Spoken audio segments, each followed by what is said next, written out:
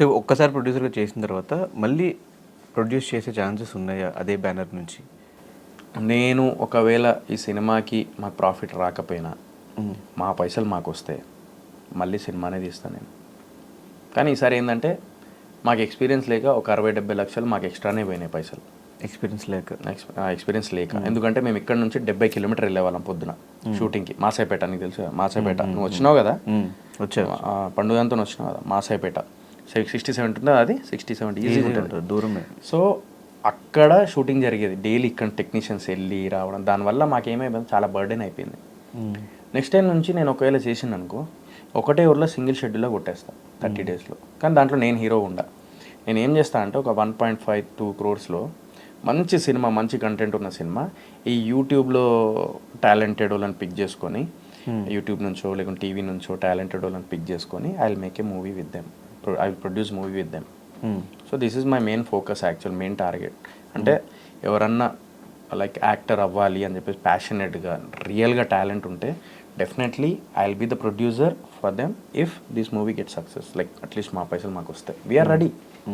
కానీ ఓన్లీ వీటి పరంగానే కాదు, ఎక్కువ డబ్బులు అవ్వడం వీటి పరంగానే కాకుండా టెక్నీషియన్స్ వైజ్గా కూడా చాలా ఎక్కువ ఖర్చు పెట్టారని చెప్పి విన్నా. ఎందుకంటే సినిమాకి బడ్జెట్ మనం ఎక్కడ తగ్గించుకోవాలని చూసుకుంటూ ఉంటారు. సినిమా ఒకవేళ కంటెంట్ బాగున్నా కూడా ఏదో చిన్న మ్యూజిక్ డైరెక్టర్ని పెట్టేసో లేకపోతే ఇంకొకరు అప్కమింగ్ పెట్టేసుకుని ట్రై చేసే వాళ్ళు చాలామంది ఉంటారు.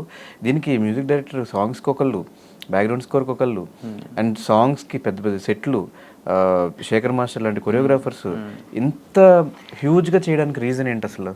ఆడియన్స్లో మంచి కంటెంట్ ఇవ్వాలి, మంచి అవుట్పుట్ ఇవ్వాలి, బడ్జెట్ గురించి ఆలోచించద్దు, we have to give a good output అనే ఉద్దేశంతోనే మేము అంత బడ్జెట్ పెట్టడం జరిగింది. బట్ నాకు తెలిసి సగం బడ్జెట్ అక్కడికే అయిపోయింది రాహుల్.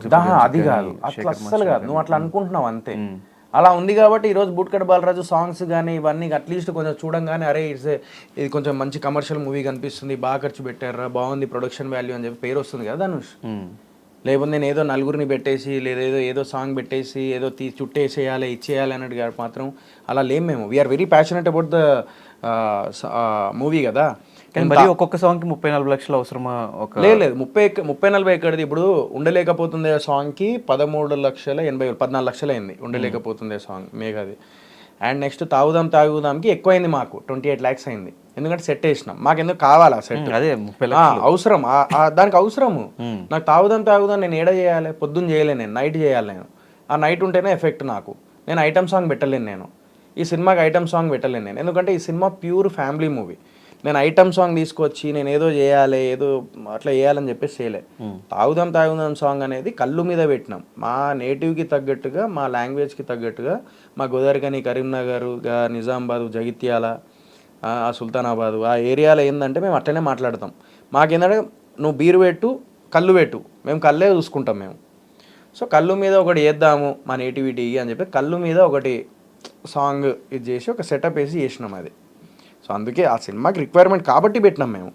రేపు మేము ఎందుకు పెడతాం? మరి ఉండలేకపోతుంది ఆ సాంగ్కి, మరి ఎందుకు పెట్టలే మేము? తక్కువనే పెట్టినాం కదా. తక్కువ పెట్టిన గ్రాండ్ గానే ఉంది కదా అది. అదే చెప్తున్నా, తక్కువ పెట్టిన గ్రాండ్ గా కూడా చేయొచ్చు కదా. అవునబ్బా, ఇప్పుడు నువ్వు తాగుదాం సాంగ్ ని నువ్వు చెట్లల్లో, నువ్వు నార్మల్ చెట్లలో నువ్వు ఎట్లా పెడతావు? నువ్వు నార్మల్ చెట్లలో పెట్టలేవు, నువ్వు తాగుదాం సాంగ్ ని పెట్టలేవు. నువ్వు కంపల్సరీ ఇప్పుడు నువ్వు ఊరికి వెళ్ళాలి మళ్ళీ దానికోసం 2 days ఇక్కడ నుంచి మళ్ళీ షిఫ్ట్ చేయాలా, అందరినీ షిఫ్ట్ చేయాలా, హోటల్స్ అరేంజ్ చేయాలా. సరే ఇక్కడ తాటి చెట్లు తీసుకురా ఇక్కడ హైదరాబాద్లో నాకు. మేము అప్పటికి ఇక్కడ కూడా ట్రై చేసినాం. మన షామీర్పేట దగ్గర ఒకటి ఉంది, అది కూడా వెనకాల బిల్డింగ్లు కనబడుతున్నాయి. మా సినిమాలో బిల్డింగ్లు కనబడద్దు. ఎందుకు కనబడద్దు అంటే మా సినిమాలో బిల్డింగ్లు ఎందుకు కనబడద్దు అంటే మా సినిమా పక్కా ఊరు పెంకుటిల్లులు అలా ఉండాలి అనే ఉద్దేశంతోనే మేము మాసాయిపేట వెళ్ళినాం మేము. లేకపోతే ఇక్కడే ఈ నార్సింగ్ దగ్గర అటు చేసుకోవచ్చు కదా మేము.